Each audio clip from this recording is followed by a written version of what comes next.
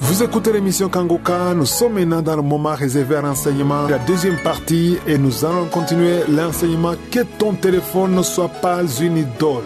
Je vous ai expliqué qu'une idole n'est pas nécessairement quelque chose devant laquelle tu te prosternes. Quand on parle d'idole, on voit des statues, mais c'est toute chose qui peut remplacer ton Dieu. Tu ne te prosternes pas devant ton téléphone, mais en considérant la valeur que ton téléphone a dans ta vie, tu découvriras que ce téléphone n'est pas n'importe quoi, puisque tu ne peux pas te séparer de ton téléphone. Tu ne peux pas aller quelque part sans ton téléphone. La parole de Dieu nous dit dans Matthieu 22, verset 37, tu aimeras le Seigneur, ton Dieu, de tout ton cœur, de toute ton âme et de toute ta pensée. Aujourd'hui, le téléphone occupe le cœur des enfants de Dieu, occupe les pensées des enfants de Dieu. Tu veux le téléphone, tu veux consulter le téléphone tout le temps. Le téléphone a pris une place spéciale dans ta vie. Voilà pourquoi il faut faire attention.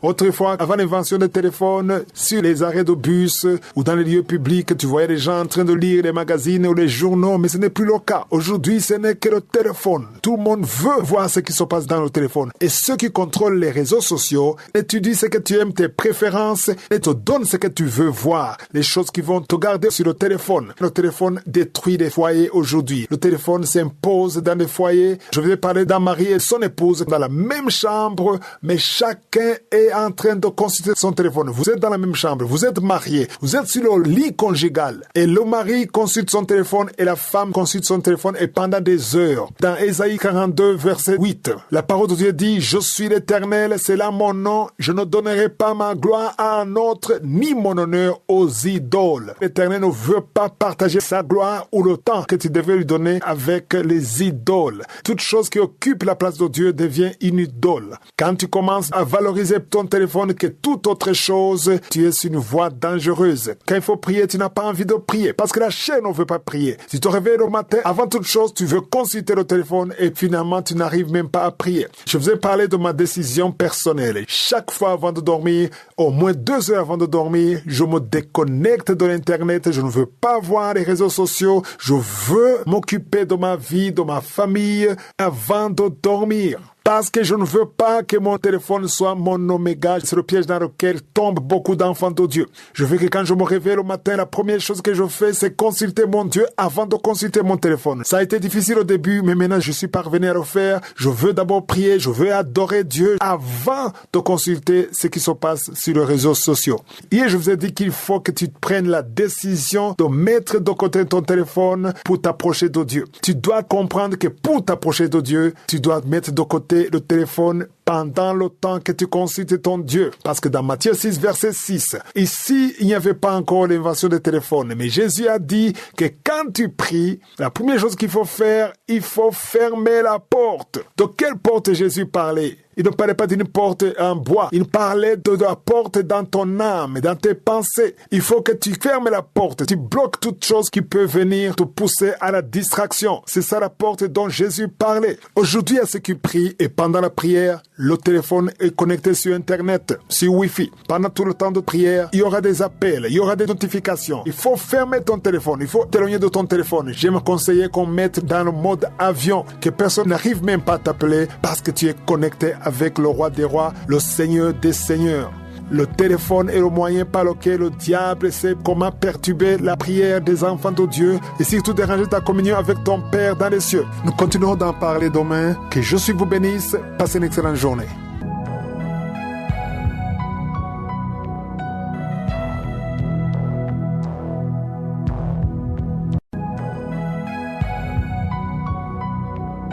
Je vous salue tous, chers auditeurs de l'émission Kangoka. Mon nom est Chris de Komana. Aujourd'hui, nous sommes mercredi. Vous allez suivre la première partie avec le serviteur de Dieu, Esdras Bilangoza, et moi, je vais continuer dans la deuxième partie.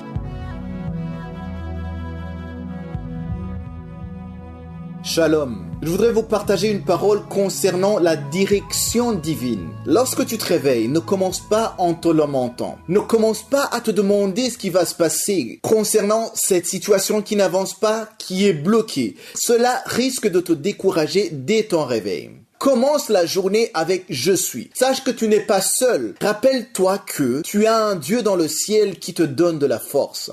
Peut-être qu'il y a quelqu'un qui s'est réveillé aujourd'hui en étant malade, mais tu es capable d'écouter cette émission, ce message. Dieu l'a permis pour que tu puisses être fortifié dans ton cœur, même si ton corps est malade. Lisons dans Ésaïe chapitre 48, verset 17. Il est écrit « Ainsi parle l'Éternel, ton Rédempteur, le Saint d'Israël, moi, l'Éternel, ton Dieu, je t'instruis pour ton bien, je te conduis dans la voie que tu dois suivre. » Ici, c'est l'Éternel lui-même qui dit cela. Dieu connaît très bien le chemin que tu dois suivre. Il sait ce que tu es censé faire. Il est vrai que nous pouvons préparer la journée, nous pouvons planifier nos activités, notre journée, mais il faut demander à Je suis d'être ton guide. Un travail que tu effectues avec l'aide de Je suis n'est pas comparable avec le travail que tu vas effectuer avec ta propre intelligence, ta propre connaissance. Quand Je suis te guide, il y a une grâce dans ce que tu fais, dans ce que tu vas dire. N'ayez jamais peur de lui dire d'annuler les programmes qu'il n'approuve pas, même quand ces programmes vous semblent tellement importants. Quand on prépare nos plannings, il y a une dimension spirituelle qu'on n'arrive pas à percevoir. Nous sommes limités dans ce que nous voyons ou dans ce que nous anticipons. Il se peut même que nous préparions des choses qui vont être nocives pour nous inconsciemment, parce qu'on ne voit pas tout. D'où l'importance de toujours impliquer Dieu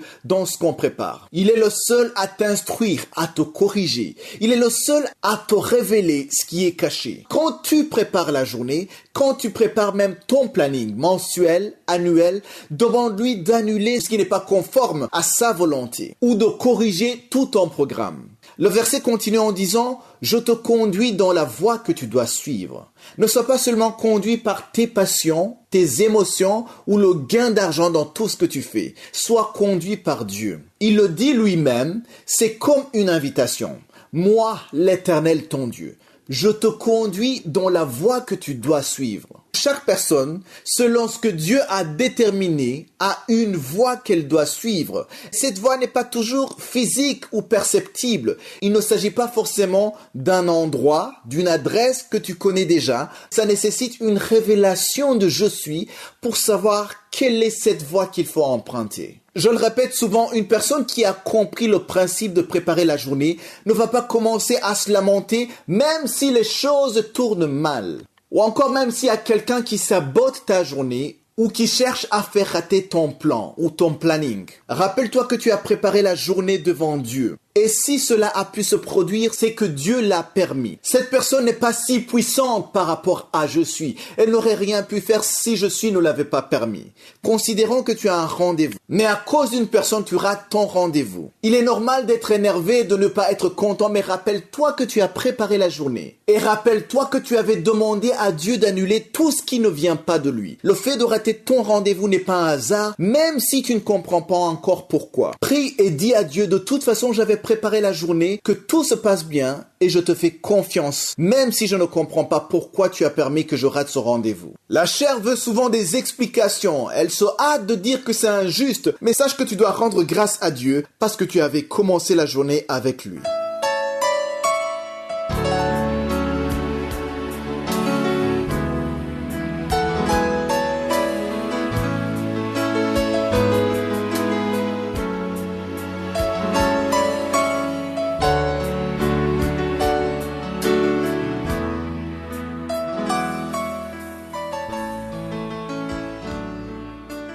Vous suivez toujours l'émission Kangoka. Nous sommes maintenant dans la deuxième partie, la partie de l'enseignement. Nous continuons avec l'enseignement que ton téléphone ne soit pas une idole. Hier, je vous montrais comment pour avoir une communion avec Dieu, il faut d'abord fermer ta porte selon Jésus dans Matthieu 6,6. Jésus a dit, mais quand tu pries, entre dans ta chambre, ferme ta porte et prie ton Père qui est là dans le lieu secret et ton Père qui voit dans le secret te le rendra. Aujourd'hui, je vais expliquer fermer la porte. Je vous ai dit que pour te connecter à Dieu, il faut te déconnecter des réseaux sociaux, il faut te déconnecter de toutes sortes de distractions. Jésus a dit, ferme ta porte. Si Jésus parlait aujourd'hui, en 2025, je crois qu'il dirait, éteins ton téléphone. En plus de fermer la porte, je crois que Jésus aurait ajouté, c'est ce que moi je pense. Jésus aurait ajouté, en 2025, il aurait dit, éteins ton téléphone. Parce qu'aujourd'hui, il y a beaucoup de chrétiens qui prient avec le téléphone ouvert, connecté sur Internet. Tu es en train de prier, il y a une notification ou il y a un appel, le diable sait comment distraire. Le téléphone est une arme que le diable utilise pour détruire la vie des enfants de Dieu et surtout la vie de prière. Certains me disent, non, je ne peux pas éteindre mon téléphone parce que j'ai besoin de la Bible qui est dans le téléphone. Mais j'aimerais te dire qu'il y a des applications de la Bible qui peuvent être installées dans ton téléphone sans l'Internet. Il y a des applications de Bible, Louis II, New King James Version, qui n'ont pas besoin d'Internet. Tu peux mettre dans le mode avion, tu te déconnectes, il n'y a pas d'Internet, il n'y a pas de réseau, mais tu peux toujours lire ta Bible dans le téléphone. Donc ce n'est pas une justification, il faut te déconnecter. Tu te déconnectes